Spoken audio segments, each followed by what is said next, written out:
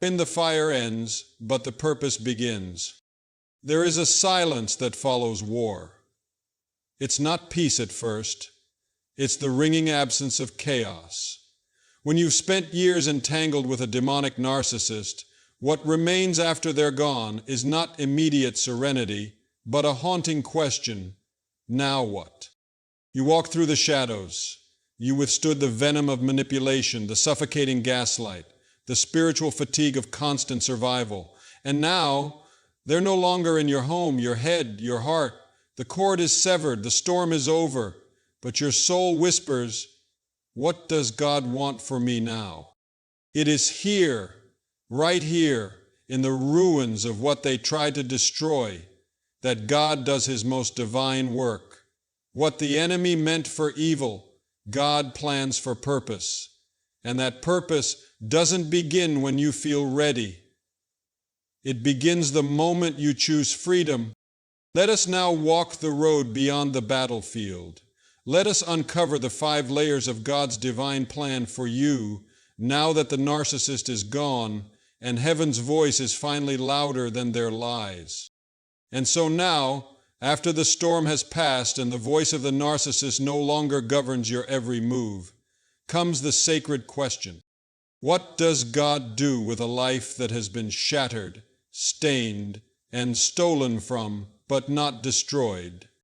The answer begins here in the first act of divine mercy, where God steps into your ruins, not to return what was, but to begin restoring who you are. God restores what was stolen.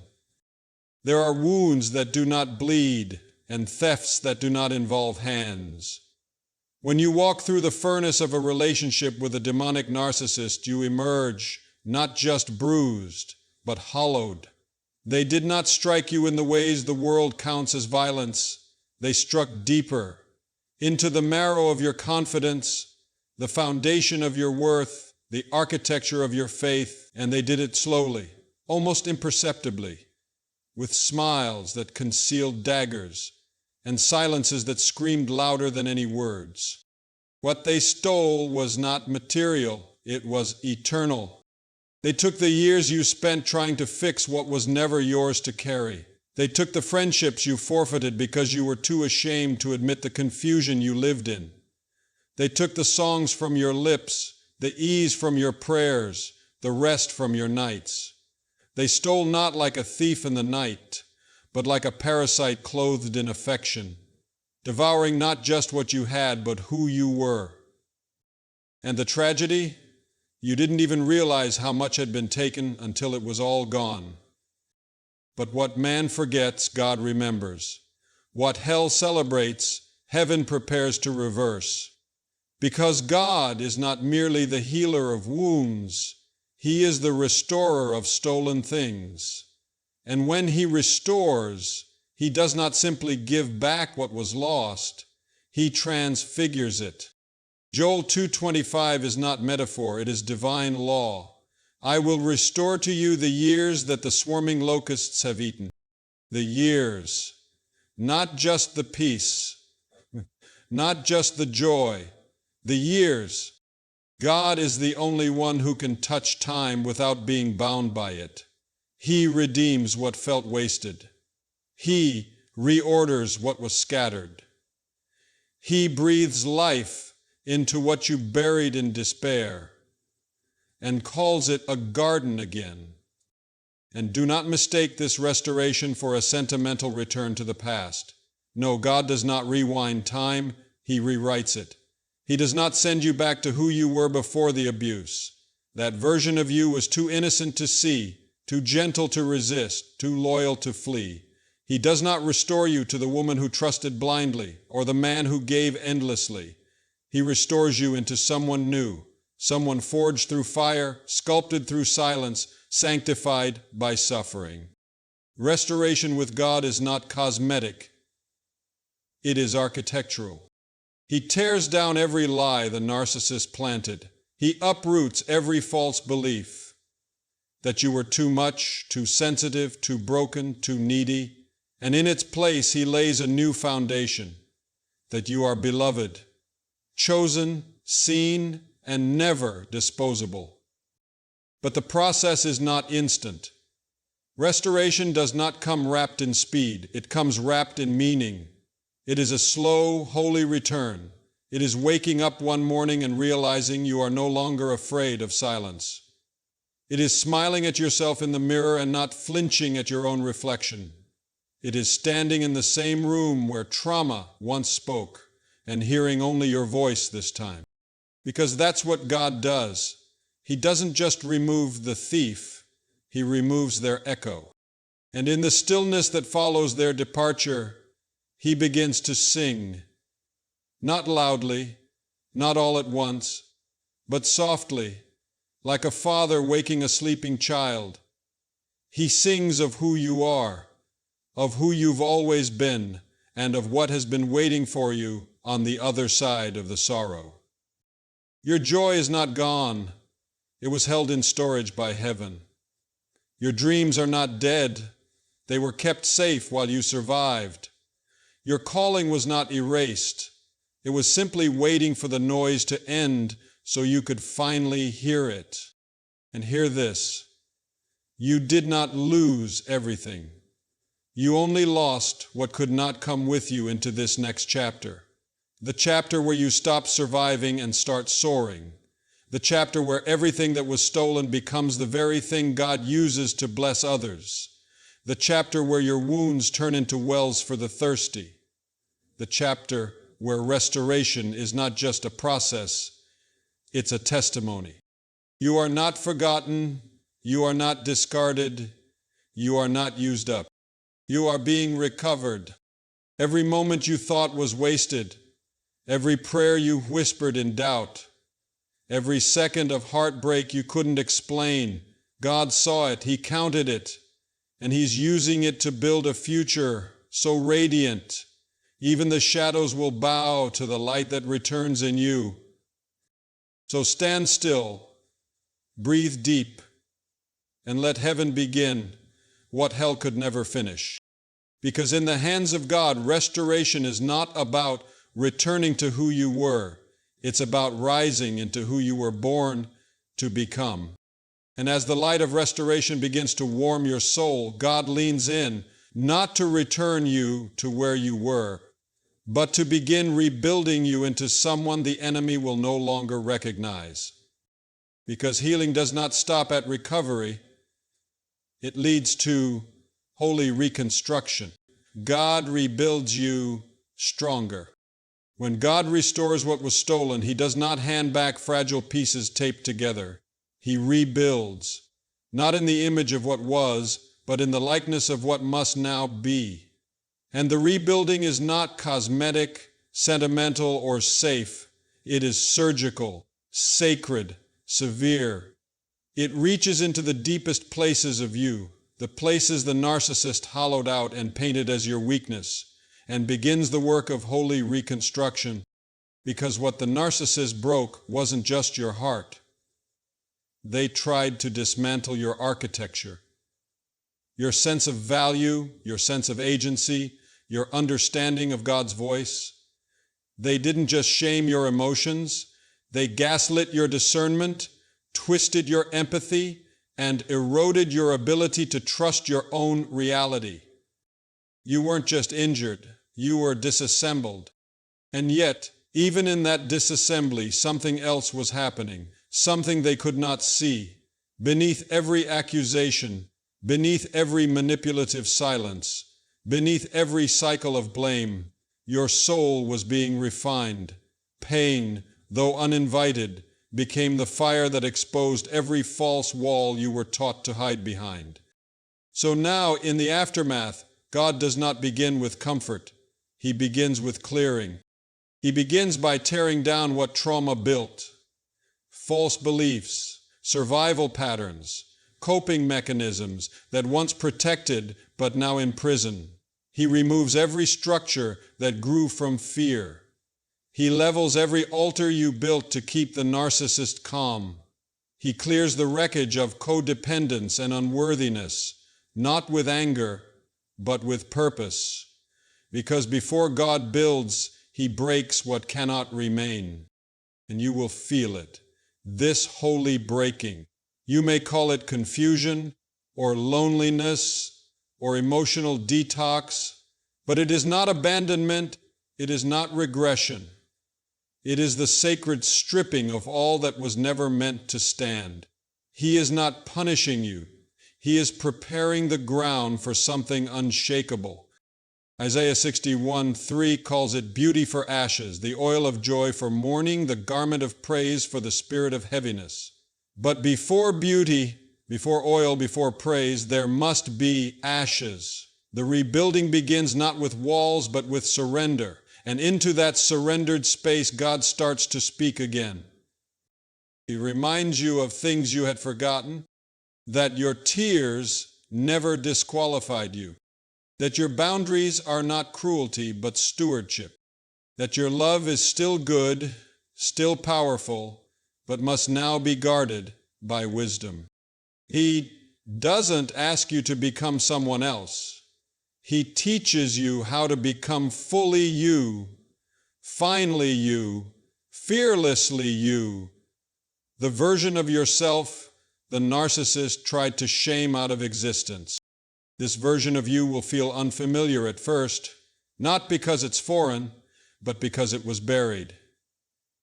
It was the you that loved truth too much to tolerate lies.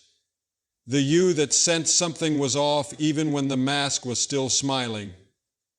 The you that wanted peace more than performance. Now God calls that you forward, not to survive, but to stand.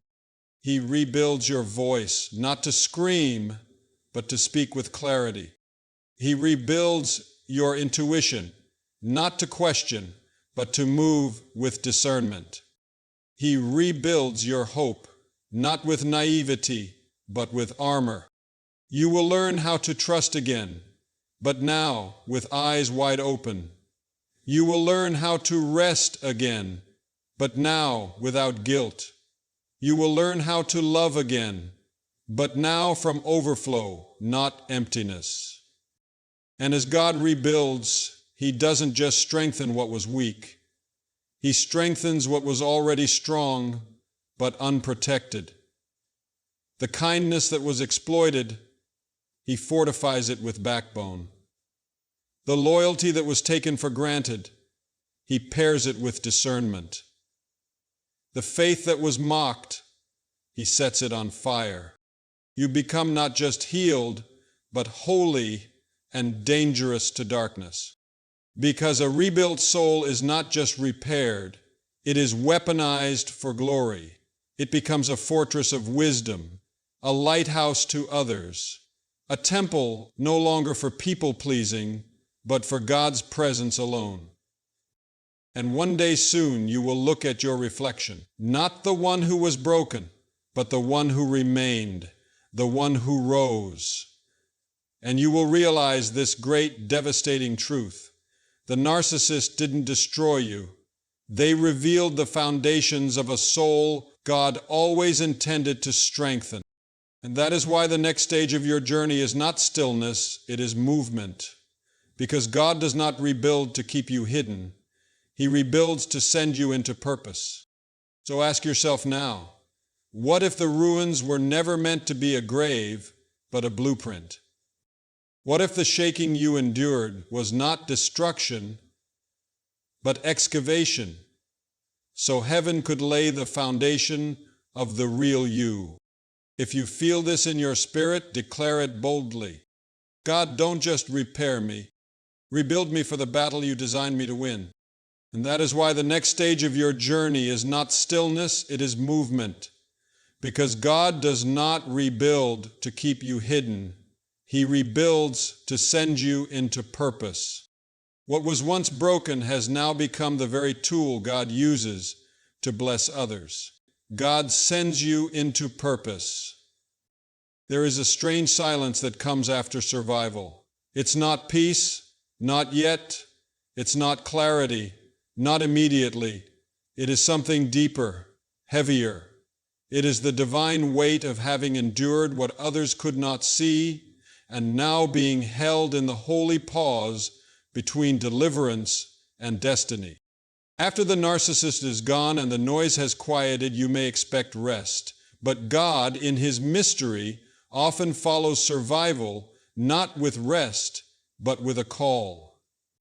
Because you were never meant to simply escape, you were meant to emerge. Not as the same wounded version of yourself, but as someone redefined by fire, someone who has passed through the shadows and come out bearing the fingerprints of heaven. The purpose that now awaits you is not a reward for endurance, it is the reason you endured. Every insult hurled at your dignity, every lie whispered to your worth, every emotional snare set beneath your feet, all of it, every vile detail, becomes part of the tapestry God now weaves into calling. The narcissists thought they were writing your ruin, but they were only being used unknowingly as tools in your preparation. In the hands of God, trauma does not go to waste. It becomes instruction. When Joseph looked into the eyes of the brothers who betrayed him, he did not speak of the pit or the prison. He spoke of purpose. What you meant for evil, God meant for good, to bring about the saving of many lives. Genesis 50:20. And so it is with you. What was meant to dismantle your spirit has instead expanded your capacity. You now carry something far more potent than pain. You carry evidence that you were there, that you survived, that God brought you out, not barely, but burning with new fire. Purpose does not always look like a stage, a platform, a microphone. Sometimes it looks like presence, the kind that walks into a room and makes darkness nervous, the kind that sits with the broken and says nothing, yet speaks healing simply by being there, the kind that testifies even in silence, I was crushed, but I am not destroyed. You may not feel ready, you may not feel qualified, but your preparation was never academic, it was spiritual.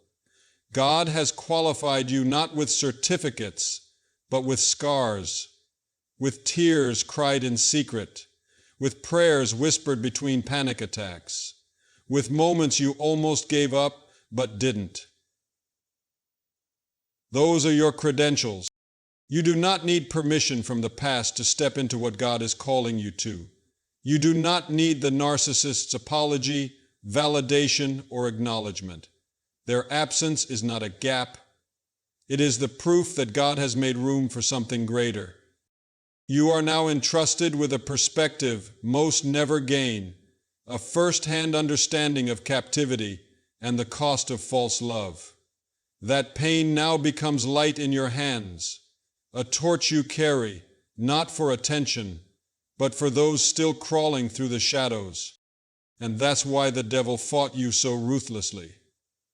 That's why confusion clung to you like fog.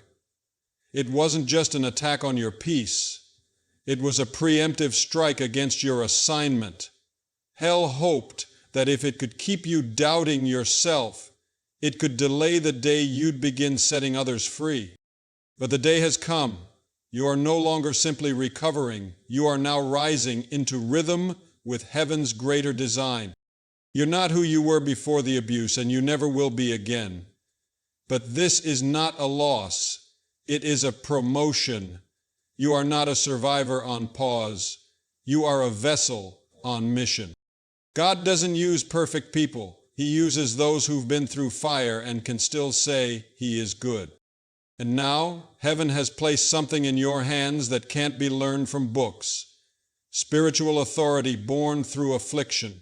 You have become a testimony, a truth teller, a living rebuke to deception itself.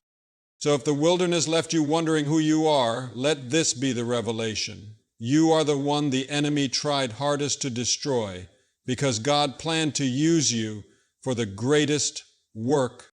You are no longer a soul in survival mode. You are a soul on assignment.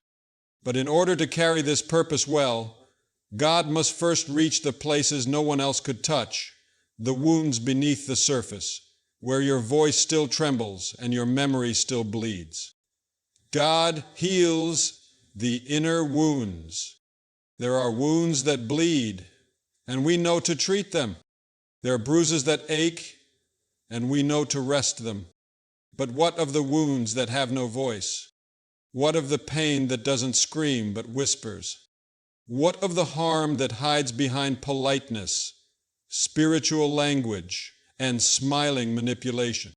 The narcissist does not merely harm the surface of your life. They trespass into your holy places. They defile the temple, not with violence visible to the world, but with spiritual vandalism. Graffiti written in gaslight, inscriptions carved into your memory, distortions placed inside your identity. And the world, blind to the quiet cruelty, often calls you too sensitive. It tells you to forgive quickly, to move on, to not let it define you. But how do you move on from a war no one saw? How do you heal a wound no one else believes is real? This is why God Himself must be your healer, because only He sees the true damage. Only He knows the lies you absorbed, the trust that was twisted, the nights you lay awake reliving conversations, wondering if you were the problem. Only He knows how deep the wound truly goes. Beyond your memory, beyond your emotions, into the spirit itself. Psalm 147:3 declares it without apology. He heals the brokenhearted and binds up their wounds. It does not say He fixes. It does not say He erases. It says He binds. This is the image of a God who is not rushed by your timeline, not disappointed by your weakness, not irritated by your slow recovery. It is the image of a great physician who sits with you long enough to apply pressure to the pain, not to hurt you again, but to stop the bleeding beneath the surface. The healing God brings does not ignore the past. It reclaims it. He goes into the memories the narcissist tried to rewrite. He revisits the rooms of your life where you were silenced, minimized, or punished for simply being honest. He shines truth into the darkest lies, not to humiliate you, but to set you free from shame you never should have carried. God does not call your triggers weakness. He calls them alerts, sacred alarms that tell you where the wound still lives. And He meets you there, not with judgment, not with condemnation, but with the quiet gentleness of one who knows what it's like to be betrayed with a kiss. Yes, even Jesus was wounded from within the circle of trust. He too was kissed by a deceiver. He too was surrounded by people who claimed to love Him but abandoned Him in His hour of need. So when He heals you, He does so not as a stranger to pain, but as one who has carried it himself. This is why His healing is unlike any the world offers. The world says, let it go. Jesus says, let me carry it. He heals you in layers, sometimes through weeping, sometimes through silence, sometimes through scripture that feels like it was written only for you, and often, most often, He heals you by reintroducing you to yourself, the self the narcissist tried to kill. He brings back your voice, not the voice that always explains itself, but the voice that simply says no and means it. He brings back your boundaries, not the kind driven by fear, but the kind guided by wisdom. He brings back your heart, not naive, but discerning, not guarded, but governed by peace. And slowly, slowly you realize that healing is not forgetting, it is remembering without fear. It is revisiting the past without collapsing. It is standing in front of the ruins without feeling like one of them. It is when the name that once made your chest tighten now evokes only a stillness, not because you no longer feel, but because God has finally taken the sting out of the memory. And in that moment, you'll see the difference. You are no longer bleeding. You are no longer blaming. You are no longer bargaining with the past to give you back what it took, because what you've gained is infinitely more precious. A heart healed by the hand of God, a soul stitched together by mercy, an identity no longer shaped by survival but by belovedness. And that, beloved, is a miracle no narcissist could ever undo. Healing does not mean pretending it never hurt.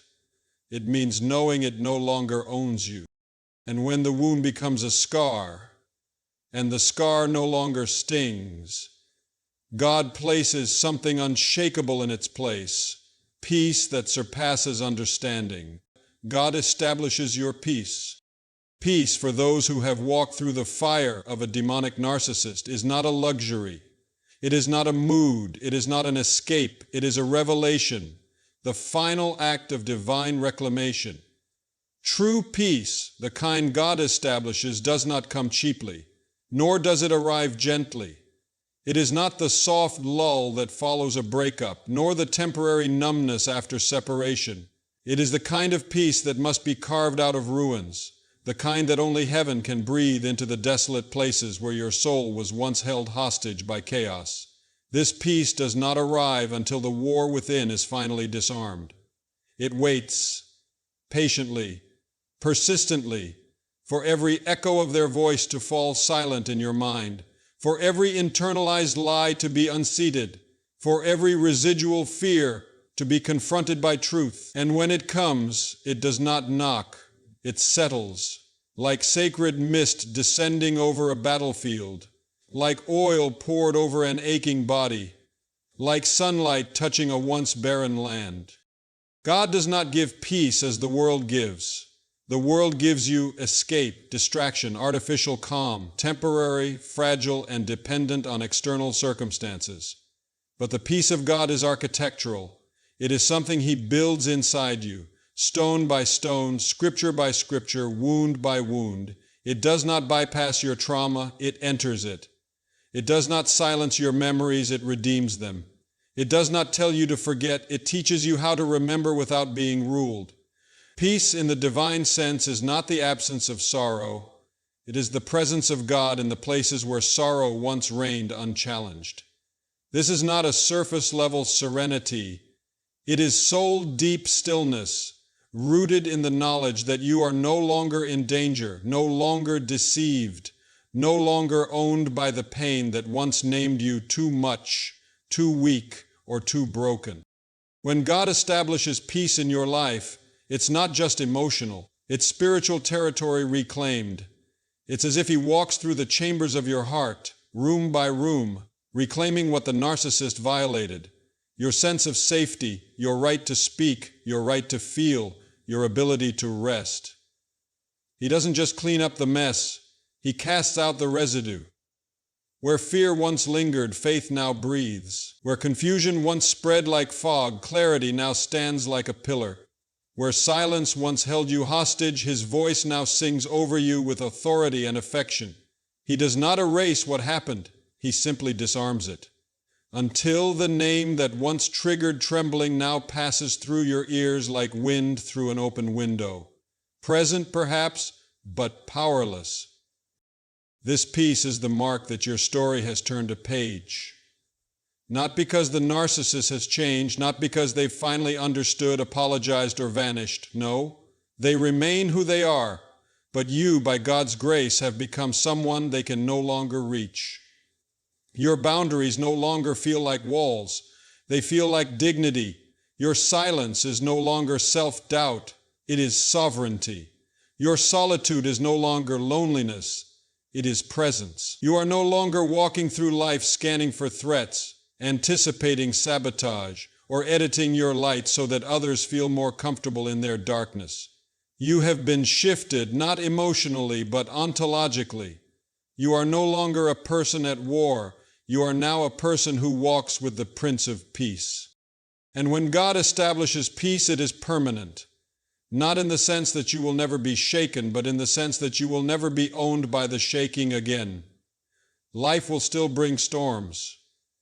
But now the storm finds no entry point. The narcissist may still attempt to provoke, to bait, to echo the old patterns, but you are no longer available to be used. You no longer live at their frequency. You have been elevated. You have become a vessel that carries peace not just for yourself, but for others who have not yet arrived. And your peace will speak not loudly, but undeniably, to those still lost in the storm. It is possible. Freedom is real, and peace is more than a feeling.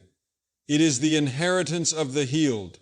You were not just delivered, you were revealed.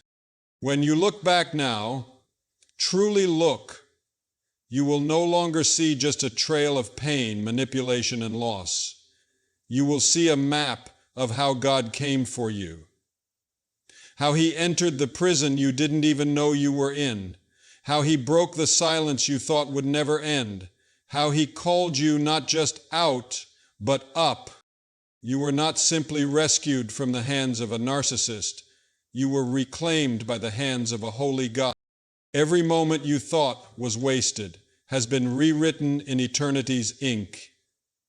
Every tear you believed went unnoticed was caught in the palm of a God who does not lose track of sorrow.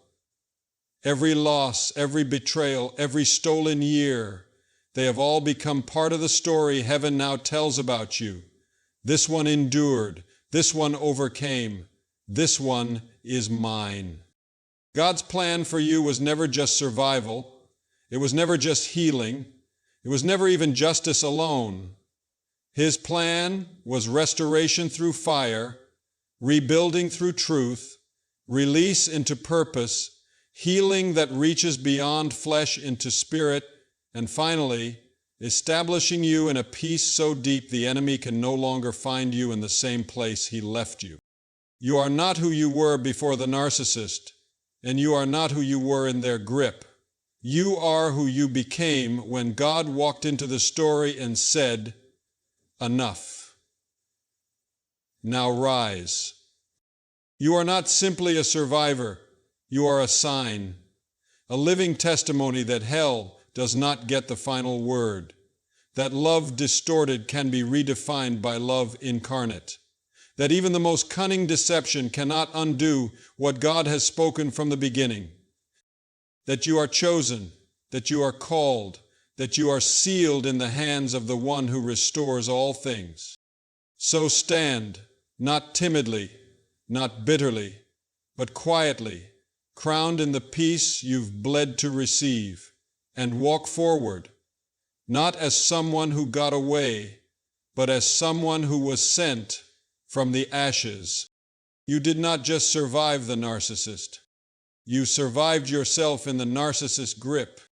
And now, fully known, fully seen, and fully remade, you are walking in the most dangerous kind of healing there is.